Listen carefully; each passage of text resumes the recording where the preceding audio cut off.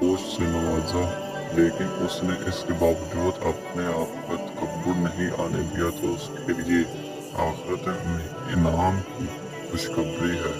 जो लोग अल्लाह सुब्हानहू व तआला की तालीमात को कान खोल कर सुने और दिल की गहराई से उन पर अमल पैरा हों, तो यही लोग हैं जो कामयाबी हासिल करेंगे। याद रखो कि इस दुनिया को एक दिन खत्म हो जाना है, और अगर तुम अपने इर्द गिर्द के लोगों के कसूर और गलतियों को माफ नहीं करोगे, तो ये उम्मीद भी छोड़ दो कि अल्लाह सुब्हानहू व तआला यौम आखिर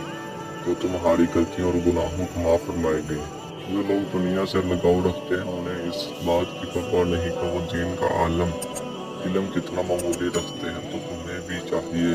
कि अपने रब और आखिरत की जिंदगी को जहन में रखते हुए इस दुनिया की मोहब्बत को अपने दिल में नहायत मामूली रखो। मुझे ये तमन्ना कि मैं मुफलिस हूँ कि इस दुनिया की जिंदगी को बसर करूँ, ना कि